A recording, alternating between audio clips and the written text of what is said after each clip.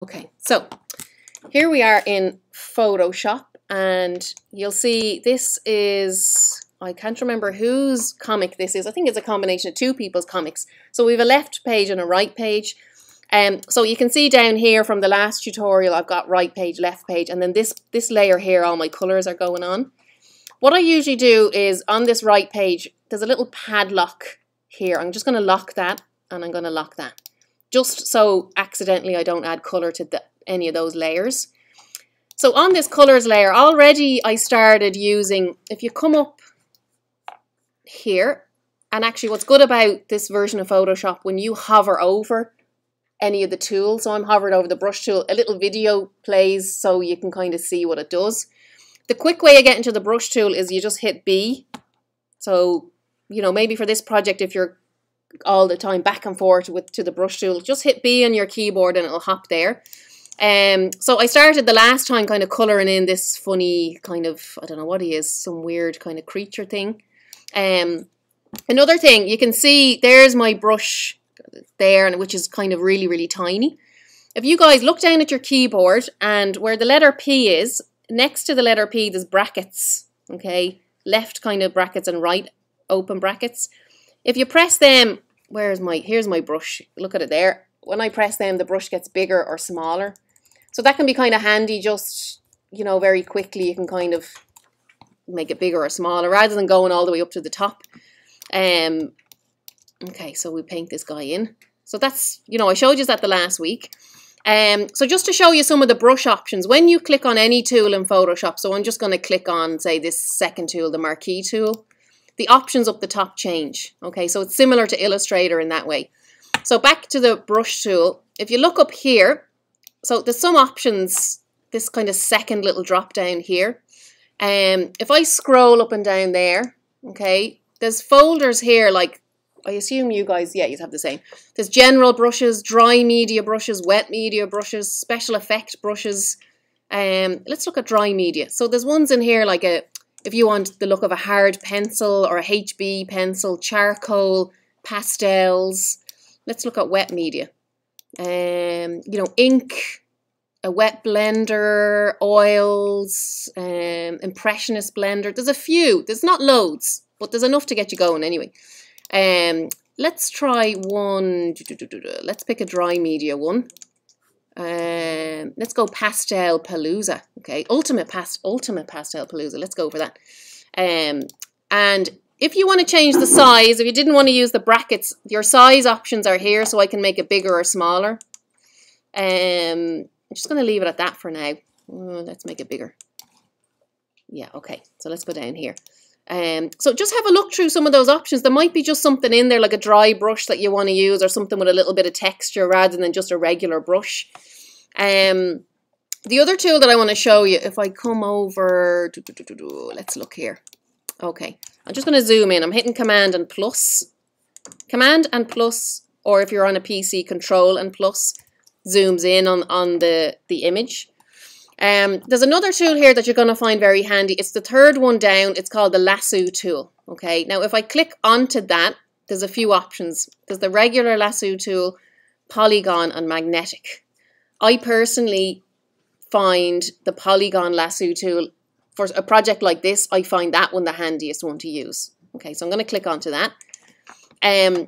Let's say I wanted to fill all this grass in. If I was doing that with the paintbrush, I'd be kind of like having to brush back and forth, and it's kind of slow.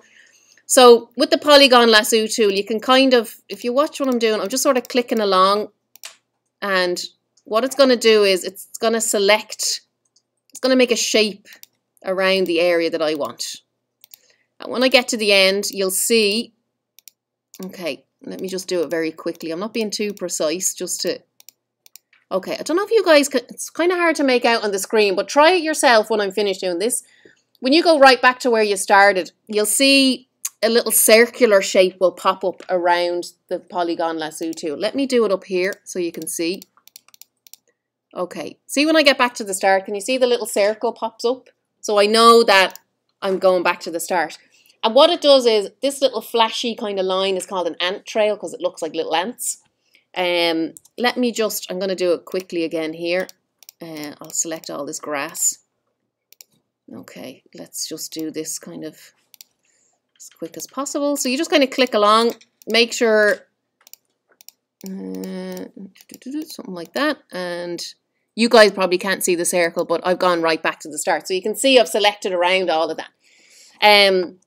Here I've picked what kind of, let's go with a kind of bright green, something like that, maybe something like that. Okay, so I'm happy with that green color. What I do now is I go edit, fill. Okay, so there's some options here. I've got foreground, background. The foreground will be the green color because it's in front, down on the bottom left there. Background, if I clicked background color, it would fill it with black. There's a few other, don't mind these for now, but if you just want to fill something with black, grey or white, there are default options there. But we leave it on foreground color for now and click OK, and it fills it in with green. Okay. Let's say for argument's sake, you wanted to fill that with a gradient, a dark green into a light green. Okay, so I have my green here. I'm going to click on this black, and I'm going to change it to, let's make it a lighter green. This might look terrible, but at least to demonstrate how this works. So your gradient tool is over here. To get to the gradient tool, hit G on your keyboard and it'll jump there automatically. Or it's literally just around the middle. Okay, and it's pretty obvious. It kind of looks like a little gradient thing. With the gradient tool, all you do is, can you see there's kind of crosshairs there? If I click and drag, it'll fill it with, that doesn't look that bad. Actually, I thought it was going to look terrible. So it'll fill it with that gradient. Now, if I decided I wanted the gradient to go the other way, I can go like that. If I wanted it to go that way, I can go like that. Depending on, like I'm just going to go sort of a little bit. See the way it's only filled it with like a little bit of the dark and a lot of the light green. So you could play about with that. You know, if I wanted it, it looks weird like that. I guess if you had a picture, right, where you had the sun up in the top right and the sun was meant to be shining down on the grass, you know, maybe the grass would be lighter on that side. I think on this picture, it's more, the sun kind of seems like it's up the top. So let's go that way. That kind of looks better. Okay, so I'm happy with that now. I'm going to go up to select and deselect, and that turns that ant trail off. Okay, so they're the kind of two things that I want you to play about. The lasso tool, click around areas and fill it with a color. You don't have to put a gradient in. It's just an option if you want to. And then go into the brush tool and go up here, this second little drop down up on the top, and just go through and try a few different, like this nice kind of charcoal-y design. I might decide, let's go in here and pick a darker green. I'm going to zoom in on this grass. And I'm hitting the brackets here next to P, and I'm going to just make that a bit smaller. I might decide, okay, that doesn't look great.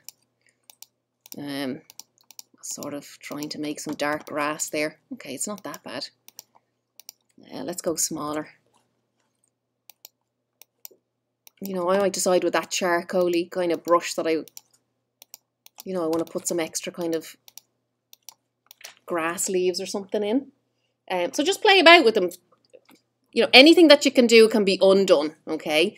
And in actual fact, there's another little palette I'm going to show you while I'm here. If you go up to Window and you go History, this palette is quite handy. These are all the steps that I've just gone through since I opened this document.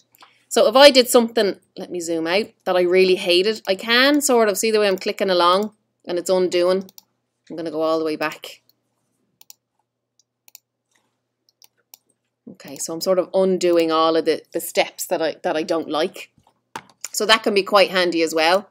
It's actually, you can either go to Window, History, or there's a little kind of, it's quite small, but there's a little icon there that you can click on. Okay, so there's three kind of things that you should try out. I mean, at the moment, you know all of the tools that you need to know right now to get this project done. That's pretty much it. So let me escape.